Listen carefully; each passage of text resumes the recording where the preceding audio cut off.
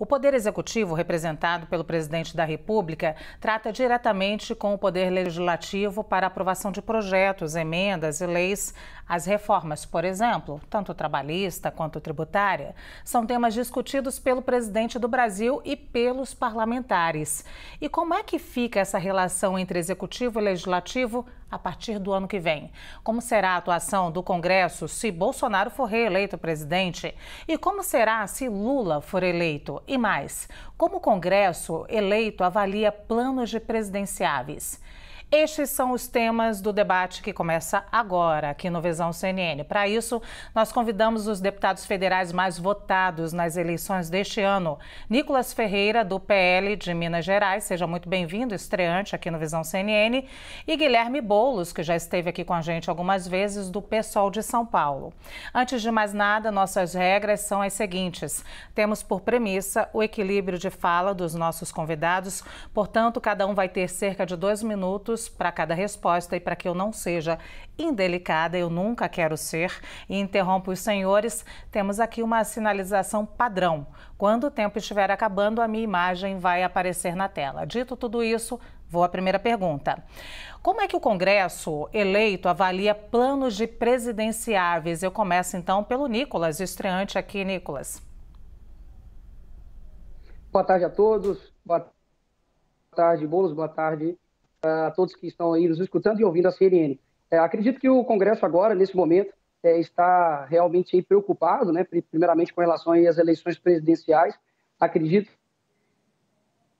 que se mantém o presidente Bolsonaro no poder, vamos poder ter aí um Congresso que avança, um Congresso que...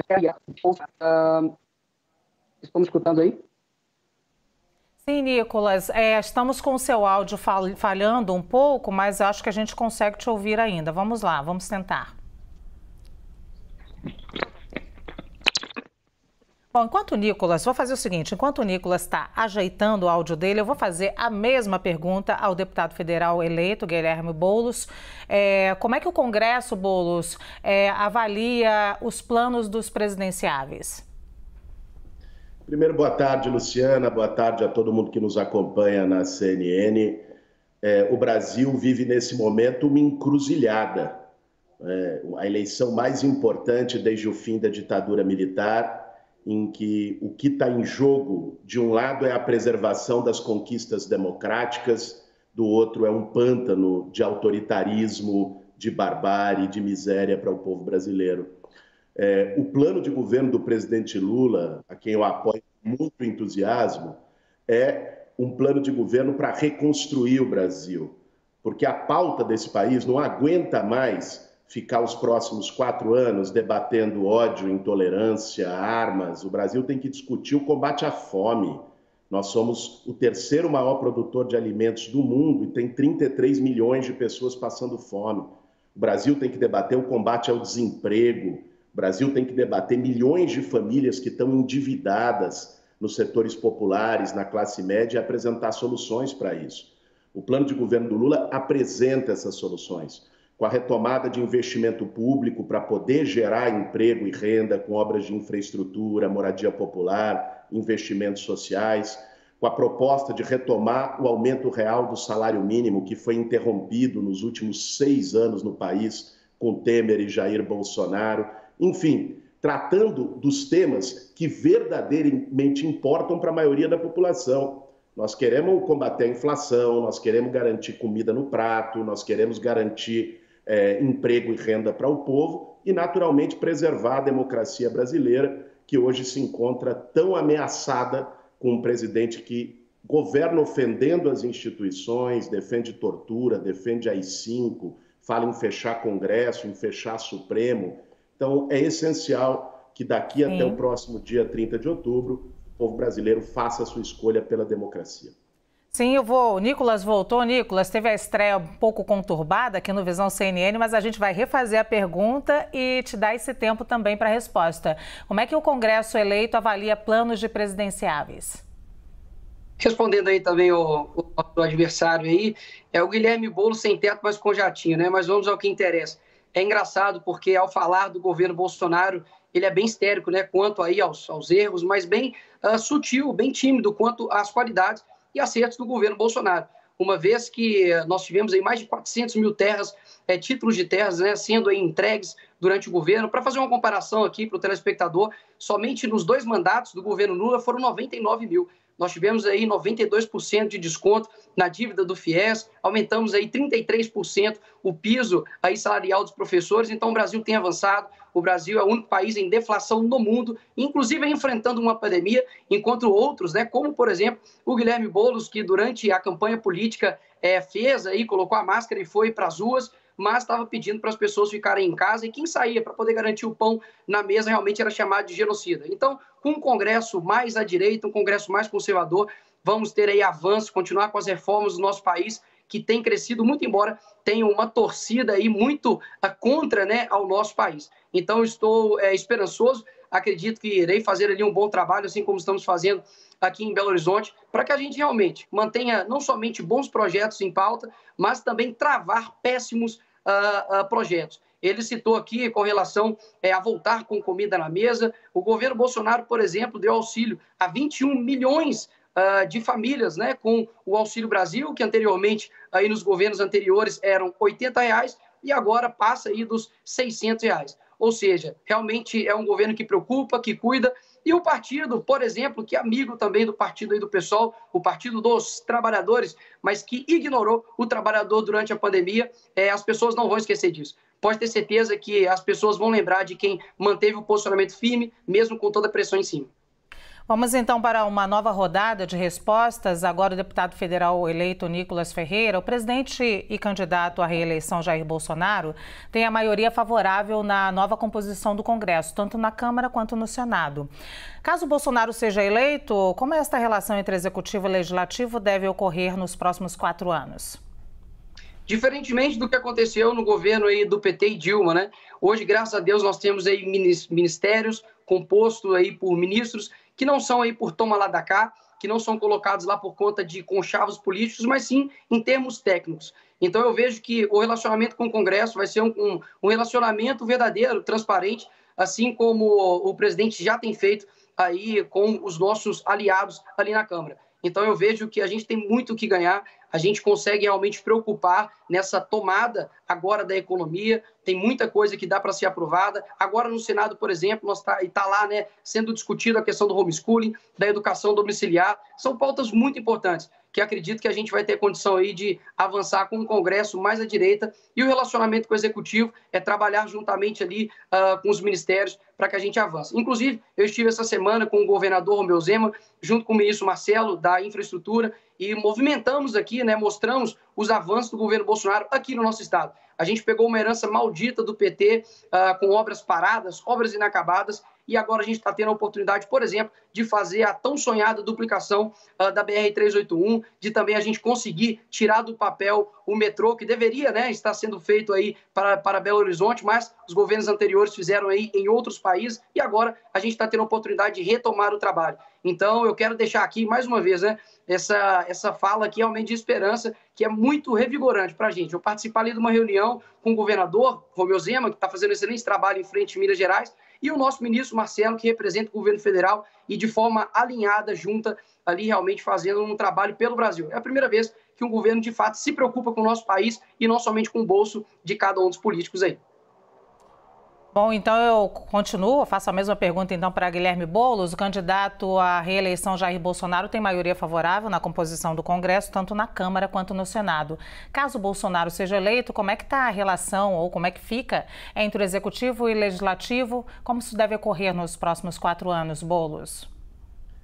Luciana, eu não quero sequer imaginar a possibilidade do Bolsonaro ser reeleito presidente, coisa que eu acredito que não acontecerá. Aliás, ficou 6 milhões de votos atrás no primeiro turno. O Lula recebeu o apoio da Simone Tebet, do Ciro Gomes, que foram a terceira e o quarto colocado nas eleições. E eu acredito que o Brasil vai voltar por acabar com esse pesadelo no dia 30 de outubro. Agora, é impressionante, eu fico impressionado que um bolsonarista ainda tenha a pachorra de apontar o dedo para falar sobre corrupção. Deviam se esconder desse assunto. Um governo que o presidente e a sua família compraram 51 imóveis com dinheiro vivo. Um governo que no MEC estava se trocando creche, investimento para educação por barras de ouro para pastores associados ao ministério. Um governo em que os filhos do presidente estão metidos com rachadinha, em que bota sigilo de 100 anos para qualquer coisa. Eu fico impressionado com a cara de pau de algum bolsonarista que ainda queira levantar a palavra corrupção para falar do que quer que seja. Aliás, sobre relação entre Congresso Nacional e Executivo, o Bolsonaro inaugurou o padrão orçamento secreto. Assim ele governou nos últimos anos, e essa é a relação que ele fez com o Centrão, 19 bilhões de reais destinados para emendas secretas, sem transparência, muitas vezes corruptas, com superfaturamento, para fazer obras eleitoreiras nos currais eleitorais de deputados que apoiam o governo. Isso é uma excrescência. Foi essa relação que ele estabeleceu com o Congresso Nacional. O desafio que nós vamos ter, uma vez o Lula eleito, é justamente acabar com o orçamento secreto e reconstruir um modelo de governabilidade com mais equilíbrio institucional no país. Esse é o tema da minha próxima pergunta, Boulos, que é justamente sobre essa relação agora. Terceira pergunta, então, ao deputado federal Guilherme Boulos. Caso o Lula seja eleito para a presidência da República, como deve ocorrer a relação entre o Executivo e o Legislativo, tendo em vista que a maioria da bancada eleita do Congresso apoia Bolsonaro? Veja, Luciana, nós temos que analisar a bancada como ela é. O próprio PL, o partido do Nicolas Ferreira, o partido do Bolsonaro, é o partido do Valdemar Costa Neto. Metade dos deputados eleitos pelo PL não são esses bolsonaristas doidos que acreditam em terra plana, que não acreditam em vacina, esse tipo de coisa. São deputados do Centrão, que sempre tiveram aí. Assim como quem teve maioria no Congresso mais uma vez foi o Centrão. Eu acho que para poder ter uma governabilidade que paute os anseios da população brasileira, uma governabilidade que possa colocar no centro da agenda a questão econômica, o combate à fome. O Brasil voltou para o mapa da fome no governo Bolsonaro, é importante lembrar isso. O combate ao desemprego, a precarização do trabalho. O Lula vai precisar, além de contar com os votos da esquerda, construir um diálogo com partidos de centro. Aliás, desde a redemocratização, isso sempre aconteceu em todos os governos. O que a gente precisa fazer é ter também uma pressão da sociedade brasileira para que esta relação no Congresso com os partidos de centro possa ser a mais programática possível e não reproduza o modelo do orçamento secreto adotado pelo Bolsonaro, porque ele, de fato, acaba com a capacidade de planejamento do Estado.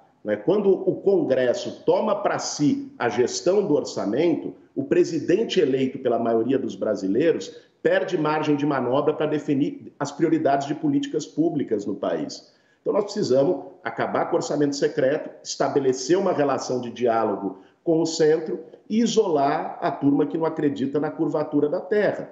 Eles vão ter que vão fazer os seus gritos lá no Congresso Nacional e tal, puxar os seus movimentos, mas são minoria, eles não são maioria no Congresso. Sim. Faço a mesma pergunta ao deputado federal eleito, Nicolas Ferreira. Então, caso Lula seja eleito para a presidência da República, como deve ocorrer a relação entre o Executivo e o Legislativo, tendo em vista que a bancada ou a maioria da bancada eleita no Congresso apoia Bolsonaro?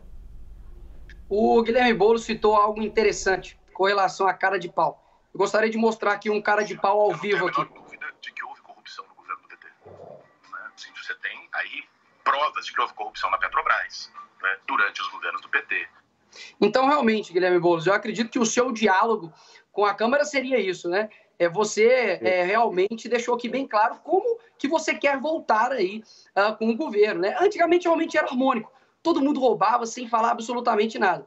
Agora, é engraçado que quando você aí mostra essa questão de, nossa, porque precisamos revoltar com o PT para ter diálogo com o Congresso. Realmente o diálogo do Guilherme Boulos é esse, assim como o do Lula, o mensalão, o maior esquema de corrupção do país. Então, quando você olha o próprio Guilherme Boulos, há tempos atrás, falando e admitindo, não de fato, tinha-se ali, inegável, que tem ali a corrupção na Petrobras, do PT, e agora ele está de mão dada ali, fazendo L junto com o maior corrupto desse país. Então, assim, nós temos maioria.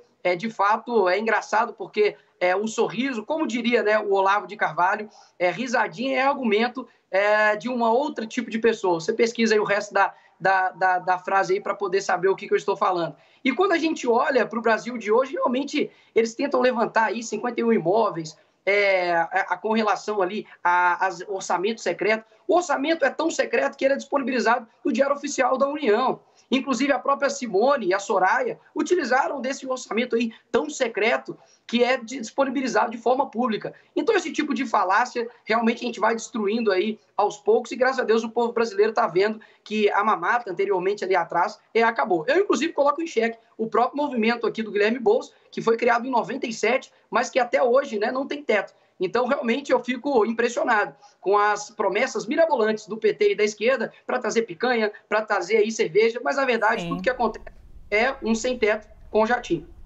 Deputado Nicolas, você é um estreante aqui no debate do Visão CNN, então, é claro, quero lhe pedir que não mostre mais vídeos ou cartazes, não é permitido aqui no nosso debate. Nós gostaríamos que vocês respondessem as perguntas para termos um debate democrático e, claro, construtivo para quem está nos assistindo. A próxima pergunta para você mesmo, deputado Nicolas. Qual deve ser o papel de um parlamentar de oposição em um sistema democrático? Não fazer como o Guilherme Boulos fez, né? Em 2020, eu até me questiono aqui como a CNN convidou esse rapaz aqui para poder falar a respeito de protestos, sendo que há imagens, fotos dele claramente ali no meio de uma multidão de terroristas atacando ali a Fiesp, depedrando ali patrimônio público, indo ali para cima da polícia junto com os seus vários ali terroristas e que são chamados ainda muitas das vezes pela mídia aí de movimentos de protestos. Então, realmente, a postura que eu não quero ter é como, por exemplo, a do Guilherme Boulos. Agora, a postura que eu quero ter é como eu estive aqui na Câmara de BH. O Calil, por exemplo, é um opositor ferrenho que eu tive. Discordo dele com várias medidas que ele fez aqui durante a pandemia, de fecha e abre a cidade sem nenhum tipo de embasamento científico. Mas é engraçado que até mesmo a oposição reconhece o meu trabalho. O Calil, quando finalizou essa eleição aqui para governador, ele disse, olha, o Nicolas é um rapaz brilhante. Eu até me assustei, falei, poxa, até que enfim, aí o Calil abriu os seus olhos, pelo menos para o trabalho que eu faço aqui em Belo Horizonte. O legislador de oposição, ele tem duas funções como todos os outros, que é fazer boas leis, impedir que as leis más prossigam e também que a gente fiscalize o executivo. Então, pode ter certeza, não quero contar aí com essa possibilidade, né, desse ladrão de 9 dedos voltar aí ao poder, mas caso volte, pode ter certeza que a paz da esquerda acabou aqui nesse Brasil. Eu não acho que exista espaço para terrorista na nossa democracia. Vou fazer a mesma pergunta então ao deputado Guilherme Boulos. Qual deve ser o papel de um parlamentar de oposição em um sistema democrático, Boulos? Olha, Luciana, um parlamentar de oposição tem que começar por respeitar as regras da democracia, não questionar o sistema eleitoral, né, pelo qual ele próprio é eleito. Um parlamentar de oposição tem que saber lidar com diversidade, com diferença. Um parlamentar de oposição tem que ter a capacidade de fazer diálogo e não só molecagem de lacração de internet, como todo parlamentar, seja governista, seja de oposição. Eu me surpreendo. Sabe, eu gosto muito de Minas Gerais, dos mineiros. Os mineiros são generosos, é um povo extraordinário do nosso país. Eu me surpreendo que tenham dado uma votação de mais de 1 milhão de votos para esse rapaz, mas é da vida. Eu acho que precisa, pelo menos, aprender a ter compostura. Agora é deputado federal, né? Pode ser o que for aí, mas tem que ter compostura. O que me surpreende, sabe, Luciana, eu acho que a gente tem que tomar muito cuidado com os moralistas de ocasião, né? Com gente que tenta transformar uma eleição presidencial como se fosse uma guerra santa, em quem é mais cristão do que o outro.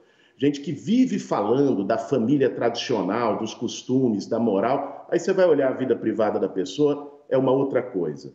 Pegue aquele Gabriel Monteiro do Rio de Janeiro, bolsonarista, que acusava a esquerda de pedofilia, foi caçado por fazer sexo com adolescentes. Gente que vive gritando a corrupção, a ladroeira, não sei o quê. Aí você vai ver, apoia um governo corrupto, ou então vai lá para Dubai, com dinheiro público, participar de mamata presidencial. Veja, eu acho que nós precisamos ter muito cuidado, e digo isso para quem está nos assistindo aqui na CNN, com o falso moralismo.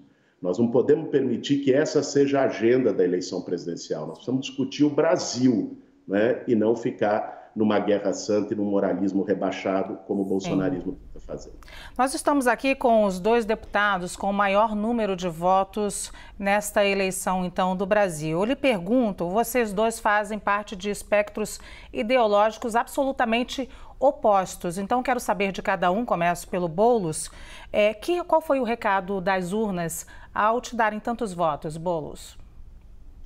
Eu acho que o recado das urnas, Luciana, para além da minha votação, foi um recado do povo brasileiro. Mais de 60% dos eleitores votaram contra o Bolsonaro, contra o pior presidente da nossa história. O Lula teve 6 milhões de votos a mais no país e eu acredito muito que essa vantagem vai se ampliar na votação de segundo turno. Aqui no estado de São Paulo, o deputado mais votado há 4 anos tinha sido o filho do presidente, o Eduardo Bolsonaro. Agora as urnas deram um outro recado, um recado de renovação, um recado de diálogo com as necessidades reais do povo brasileiro. Eu quero insistir muito nisso, viu, Luciana? Nós precisamos discutir a agenda das pessoas. Nós não podemos ficar numa agenda aérea, né, que só interessa para o bolsonarismo semear intolerância, preconceito, ficar discutindo moralismos numa eleição presidencial. Como é que nós vamos combater a fome? Nós precisamos de investimento na agricultura familiar, retomar a Conab, que o Bolsonaro acabou com os estoques reguladores, né? Nós precisamos ter uma política assistencial que recupere o investimento público, que é o menor nos últimos 50 anos no país. Nós precisamos ter obras públicas para geração de emprego e renda, inclusive para estimular o investimento privado, que só vem quando a demanda está aquecida. Ou seja, nós precisamos discutir inflação, o preço do bujão de gás, o preço da gasolina, não é? A condição de vida das pessoas, o combate ao desemprego. E o bolsonarismo foge dessa discussão porque não tem nada a apresentar. Eu pergunto, né, para o deputado que está aqui representando o Bolsonaro e a turma dele, qual é o programa econômico que vocês têm? Não é? O que vocês têm a dizer para os milhões de desempregados, para as 33 milhões de pessoas que passam fome no Brasil, ou isso também é fake news? Não tem milhões de pessoas passando fome, não tem ninguém numa padaria, como disse o Bolsonaro, que vai pedir pão. Qual é o recado, Qual é a proposta que tem para a maioria do povo brasileiro? Sim, o deputado Nicolas Ferreira pode responder ao questionamento do Boulos, é claro, mas também responder qual é o recado das urnas ao te darem tantos votos. É engraçado que ele fica impressionado com tanta coisa a respeito de mim, mas basicamente não tem nada para dizer, a não ser uma fake news, que inclusive vai ser processado. Parabéns, ganhou mais um processo por dizer que eu utilizei dinheiro público para ir a Dubai. Isso é uma mentira. Agora, essa guerra santa que você diz, de fato é uma guerra santa. Nós temos de um lado o Lula, que apoia aborto, que apoia a legalização das drogas, que tem como amigo Daniel Ortega, que inclusive cortou o sinal da CNN lá no seu país, na Nicarágua, que tem impedido as pessoas de praticarem cultos. E quando você simplesmente se coloca, né, quem olha você agora, nem parece que é aquele homem que estava lá na Paulista, no meio de vários terroristas ali, depredando patrimônio público. Então, o nosso recado que nós demos foi durante a pandemia. Nós não falamos fique em casa e a economia a gente vê depois. Vocês simplesmente fizeram o ato mais antissolidário possível. Vocês que levantam bandeira de educação, deixaram os estudantes quase 1 ano e meio sem escola. Vocês aí que dizem defender as pessoas mais pobres, se lixaram para ela, pedindo para elas ficarem em casa e morrer em casa. Eu nasci numa favela chamada Cabana do Pai Tomás, aqui em Belo Horizonte. Lá, dificilmente teve lockdown, sabe por quê? Porque as pessoas não conseguem ficar em casa sem trabalhar. Enquanto o seu candidato diz que o agro é fascista e o agro é direitista, o nosso candidato valoriza o agro, que é a locomotiva do Brasil. Imagina, né, se não tivéssemos aí o agro para poder levar comida dentro da sua casa, né, Boulos? Eu faço aqui um desafio para você aqui de mostrar, talvez, o histórico de algum aplicativo de comida, do iFood, para ver se você não utiliza, né, do capitalismo. Porque, de fato, é socialismo para os outros e capitalismo para mim. Então, durante a pandemia, ninguém pode trabalhar, a não ser, por exemplo, aí os deputados de esquerda que iam na Câmara Federal trabalhar aí todo dia enquanto o povo brasileiro estava sofrendo. Então, nós já demos o nosso recado na economia. Hoje, o nosso país está crescendo, ele está voltando aí a crescer, Sim. mesmo que tenha uma torcida contrária. Esse é o nosso recado. Sim. Deputado Nicolas Ferreira, continuo com o senhor, porque o tema do dia de hoje é justamente a inserção política e religião. Como é que o senhor avalia essa relação política e religião presente nas campanhas tanto do presidente Jair Bolsonaro quanto do ex-presidente Lula neste segundo turno? Quero deixar algo bem claro, que nenhum político tem um caráter redentor. Eu só concordo 100% com Jesus Cristo. Então, nenhum político tem a capacidade de trazer o paraíso aqui na Terra. E é o que a esquerda prometeu durante anos, e, na verdade, trouxe aí o verdadeiro inferno. Quando a gente fala sobre política, muitos de nós acreditamos que a política não pode estar junto da religião. E eu não julgo você que pensa assim, até mesmo porque várias pessoas que saíram do meio cristão envergonharam o nome de Cristo quando chegaram impostos aí de política. Mas a política é muito mais do que isso. Quando você vê a história de Davi, de Daniel, você vê que eles foram ativos ali no governo local. Inclusive, Davi mesmo era o rei. Então, eu vejo que a política ela é mais um espaço para o cristão preencher. Então, nós temos que ser luz, não é na escuridão. Então, eu fui eleito por conta disso. E as urnas deram aqui em Minas Gerais e no Brasil a resposta bem claro, né? 1,5 milhão quase de votos, mostrando que um jovem pode ser luz no meio da escuridão, enquanto vários outros aí estão com pranchetas de marketing, vêm com essa cara lavada aqui para cá e simplesmente querem enganar o povo outra vez. O povo está cansado disso, as pessoas realmente querem pessoas que defendem Deus, pátria e família, que são contrárias a matar crianças dentro do ventre, que são contrárias a tolir a liberdade religiosa das pessoas e, acima de tudo, que não zomba das religiões alheias, como Lula fez quando ele fala que vai colocar padres e pastores nos seus devidos lugares quando ele ganhar. Então, eu vejo que é só fazer mesmo aquilo que a Bíblia diz. Ver a árvore pelos frutos, ver aquilo que o Lula plantou, ver aquilo que o seu candidato mais votado aí de São Paulo também está fazendo e ver a árvore pelos frutos. É simples assim. E não existe, tá, Boulos, Lula, ser transcristão. Ser cristão não é autodeclaratório, você precisa seguir os seus mandamentos. Então a Bíblia deixa bem claro um mandamento que é não roubarás e não matarás. Faço a mesma pergunta, então, ao deputado Guilherme Boulos. Como é que você avalia essa relação política-religião presente nas campanhas tanto do ex-presidente Lula quanto do presidente Jair Bolsonaro nesse segundo turno, Boulos? Olha, Luciana, primeiro, uma eleição presidencial não é uma cruzada de religiões e de disputa entre religiões. As religiões precisam ser respeitadas e foram quando a esquerda governou o país. O Lula criou a Lei de Liberdade Religiosa, foi o período em que as igrejas evangélicas, inclusive, mais cresceram no Brasil, foi durante o governo Lula. As fake news que o bolsonarismo se utiliza, e o rapaz aqui, o Nicolas, também se utiliza, expressam uma tentativa de usar de maneira até criminosa a fé das pessoas para buscar uma politização rasteira, mentirosa, inventando coisas, vai fechar igrejas e por aí vai, que as pessoas sabem muito bem que não é a realidade. Agora eu me pergunto, se Jesus Cristo tivesse aqui, ele estaria defendendo mais armas ou o combate à fome? Eu acho que é uma pergunta que nós precisamos nos fazer, para quem de fato se pauta por mandamentos cristãos, de fraternidade, de igualdade, de liberdade, de paz, né? E depois vai e defende milícia, arma as pessoas, defende morte, vai numa pandemia. Eu acho estranhíssimo ele vir trazer aqui o tema da pandemia, quase 700 mil mortes, possivelmente tem gente que está nos assistindo que perdeu entes queridos, eu perdi pessoas próximas também, por uma conduta criminosa, irresponsável, né? E você foi parte disso, Nicolas. Você questionou publicamente o uso de máscara, você dizia que dava problema, você só se vacinou quando foi viajar. Aliás, o que é uma expressão da sua hipocrisia completa, né? Ficava falando da vacina e precisou ir viajar lá para a Europa, sei lá eu para onde, foi lá e se vacinou. Trabalharam contra a vacina de forma aberta e direta. Essa turma matou gente de forma literal. Vem aqui falar em nome da religião e do cristianismo, é uma hipocrisia cabal. Sim, agora eu vou falar dos principais pontos do plano de governo do ex-presidente Lula no quesito economia. Manutenção do Auxílio Brasil de R$ 600, substituição da lei do teto de gastos por novo marco fiscal, fim da paridade internacional dos preços da Petrobras, discussão sobre legislação trabalhista, estímulo ao investimento privado por meio do crédito, concessões, parcerias e garantias.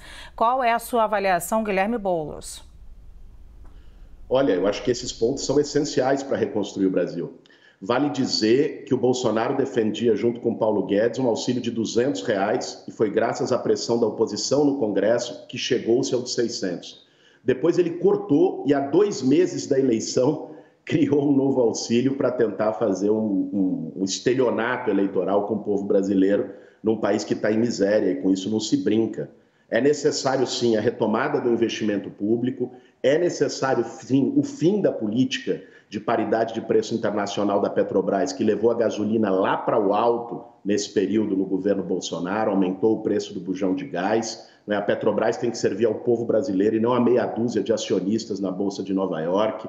É necessário, sim, a revisão da reforma trabalhista, que retirou direitos. Muitos aqui não tem regulamentação alguma, um trabalho intermitente, o nível de trabalhadores precarizados e informais no Brasil explodiu. Nós precisamos rever isso também. E o estímulo ao investimento privado se dá com o aumento da demanda. O aumento da demanda é um ciclo virtuoso da economia com geração de emprego e renda, e o aumento da demanda é crédito mais barato.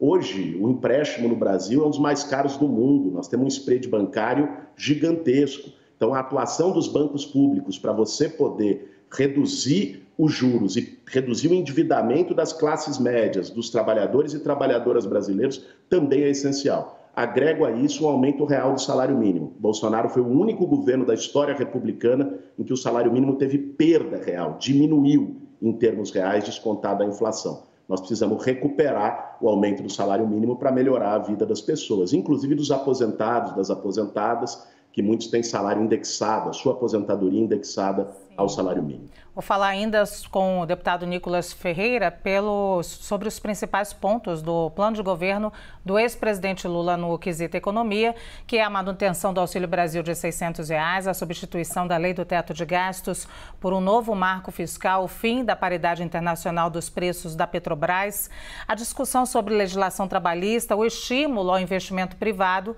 por meio de crédito, concessões, parcerias e garantias. Qual é a sua avaliação, deputado? Fica difícil avaliar o governo Lula, uma vez que ele nem publica o plano final de governo dele. Então, realmente é difícil saber o que o governo Lula irá fazer. E a gente tem que fazer silêncio, né? O comunista Guilherme Boulos nos acusando de ser genocida e virou até pastor agora. Pastor Boulos falando a respeito da Bíblia e dizendo a respeito do que um cristão faria, né? Do que Jesus faria. Lutaria para acabar com a miséria ou lutaria para poder ter mais armas, né? A Bíblia deixa bem claro, Boulos, de que Jesus ele não veio aqui para poder acabar com a desigualdade, ele não veio aqui para poder acabar com a pobreza, ele veio aqui pagar um preço que ninguém poderia pagar. Então, de fato, basta você ler a sua Bíblia, deve estar empoeirada aí nos meios de tantos livros aí de esquerda, que em Lucas, no Evangelho de Lucas, fala a respeito de vender a sua capa e comprar uma espada. Então, a gente sabe a importância, principalmente aí da arma, para quem está ali no âmbito rural, que tem que ficar aí aguentando movimentos como você invadindo terras. Eu sei que você deve estar em abstinência, né? 4 anos sem invadir uma terrinha, mas se Deus quiser vai continuar mais 4 anos aí sem invadir nenhuma. Agora, com relação ao plano do governo Lula, o que a gente tem para poder averiguar e analisar, basicamente é aquilo que está em torno dele. Você tem o próprio Boulos admitindo que nenhum tipo aí de ideia neoliberal do Alckmin será acatada. Então você tem um governo que quer mais Estado, um governo que quer atrapalhar a sua vida, um governo de... Perdemos agora o contato com o deputado Nicolas Ferreira, mas a gente vai continuar então na próxima pergunta. Opa, voltamos. Pode continuar, deputado. Para finalizar, então nós temos aí um governo que realmente esconde o seu plano final e aquilo que a gente tem para poder analisar realmente ali de matéria-prima é aquilo que está em volta dele. E tudo que está em volta dele é um caminho para seguir como se fosse para a Venezuela ou para Nicarágua. Sim, eu vou continuar então com o deputado Nicolas Ferreira. Agora eu vou falar sobre os principais pontos do plano de governo de Jair Bolsonaro, também no quesito economia. Manutenção do Auxílio Brasil de R$ 600, a privatização de estatais, liberdade econômica como mecanismo de bem-estar social, reforma tributária com simplificação de impostos e correção de 31% na tabela do imposto de renda, reforma administrativa com foco na valorização do servidor. Qual é a sua avaliação, deputado? A minha avaliação é que o plano de governo do presidente Bolsonaro ele é o melhor, uma vez que nós temos aí a reforma tributária, que é muito urgente. A legislação tributária no Brasil ela tem um peso, literalmente, aí de um elefante. Ela é muito pesada, não só em peso de quilos, mas também aí para a vida do empreendedor. Não existe empregados, não existe patrão, não existe pessoas gerindo a nossa economia se tiver esse peso todo aí do Estado. Então, realmente é uma urgência. Batalharei por isso aí no Congresso para que seja aprovado. Com relação aí aos avanços, que nós vamos ter aí com relação à economia, à liberdade aí de mercado, a gente conseguir, de fato, fazer com que o Brasil tenha uma liberdade em empreendimento. Inclusive, o próprio governo Bolsonaro fez aí a lei com relação ao empreendedorismo, com relação aí ao livre mercado. que deu possibilidade de desafogar o empreendedor. Então eu vejo que são avanços aí, de fato, bons para o nosso país, uma vez que mais Estado é mais... Perdemos de novo a conexão com o deputado Nicolas Ferreira. Provavelmente, pela minha experiência, estão ligando para o deputado, tá, deputado? Devem estar ligando e agora está cortando a sua conexão. Pode continuar. Alguém está ligando toda hora para o deputado Nicolas. Nicolas. Exatamente. Eu faço ideia de que seja Por favor, parem de ligar para o deputado Nicolas. Eu vou continuar, então, com o deputado Guilherme Boulos, com a mesma pergunta. Guilherme Boulos, falando dos planos, dos principais pontos do plano de governo do presidente Jair Bolsonaro no quesito economia, manutenção do Auxílio Brasil de R$ 600, privatização de estatais, liberdade econômica como mecanismo de bem-estar social, reforma tributária com simplificação de impostos e correção de 31% na tabela do imposto de renda, reforma administrativa com foco na valorização do servidor. Qual é a sua avaliação? Olha, Luciana, primeiro, esse plano do Bolsonaro, o que não é mentira é aquilo que ele já tem feito e fez o Brasil ter um desempenho econômico pífio nos últimos 4 anos, não é? Por exemplo, o auxílio de R$ 600 é mentira, porque ele já mandou a LDO para o Congresso Nacional que reduz o auxílio para 400 no ano que vem. Então, ele está prometendo algo que ele já está fazendo o contrário como presidente da República. A reforma tributária ele não fez qualquer empenho para aprovar. Sequer a reforma de simplificação, como o IVA, simplificação tributária para desburocratizar, e muito menos a reforma tributária progressiva, que é necessária para o Brasil, reduzindo a proporção de tributação de consumo, que é a que mais afeta os mais pobres e a classe média, e tributando mais altíssimas rendas e patrimônios, como a tributação de lucros e dividendos, que o Brasil é um dos poucos países que não tem, né? Então, valorização de servidores, o Bolsonaro só atacou os servidores públicos nos 4 anos de governo. O governo dele pretendia, com a sua reforma administrativa, terminar a estabilidade dos servidores. Agora, eu acho impressionante, quando você perguntou para o Nicolas sobre programa econômico, ele não soube responder nada, né? Ele foi falar de invasão de terra, de qualquer outra coisa. Ou seja, é incrível. Acho que se tem alguma invasão, Nicolas, é uma pena que você não está ouvindo, gostaria que você estivesse ouvindo.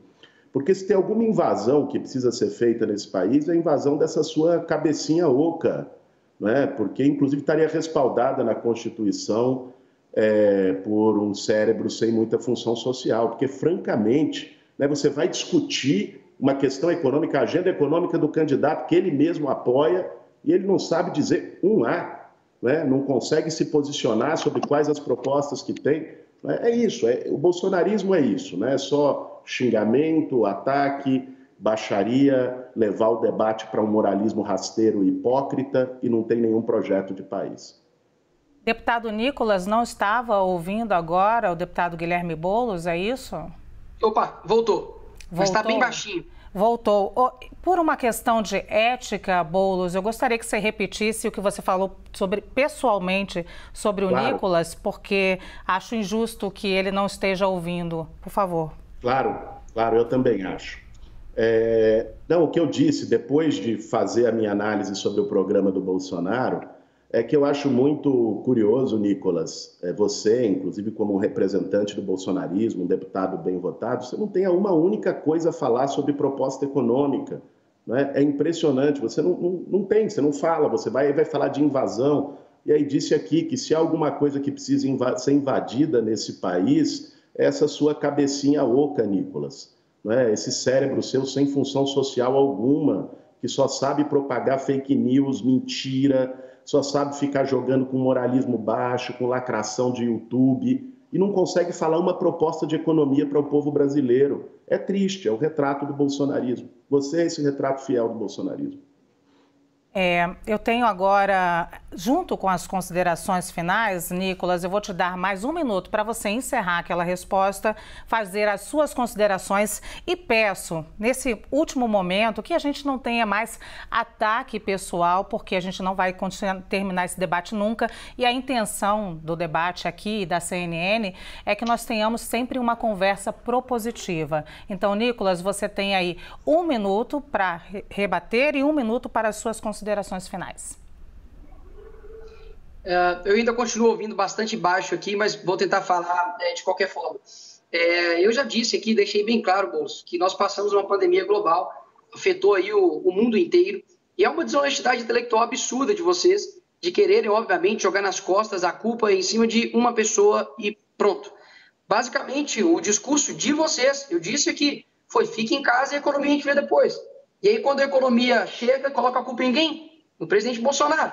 E nós temos aí várias medidas que foram feitas. A gasolina praticamente a mais barata do mundo.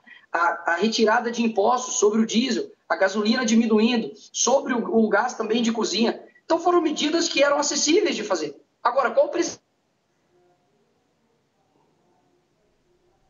pública que teve uma... Ficou mudo, Nicolas. Agora voltou. Caiu de novo. Estão me ouvindo, pessoal, agora? Olha só para vocês verem o que está acontecendo. Vários números.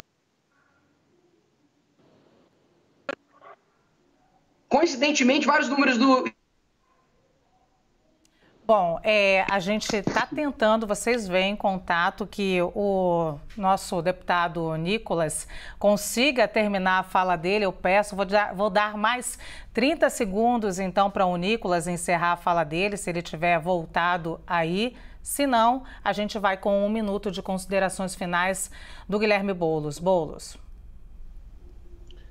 Vamos lá, então, Luciana. Não, faço aqui minha consideração final, me dirigindo não ao Nicolas, mas me dirigindo a você que está nos assistindo aqui na CNN. Olha, nós vamos ter em 19 dias a eleição mais crucial da história brasileira. E o que está em jogo não é simplesmente Lula contra Bolsonaro, esquerda contra a direita, e peço que você pense isso com muito carinho e com muita reflexão.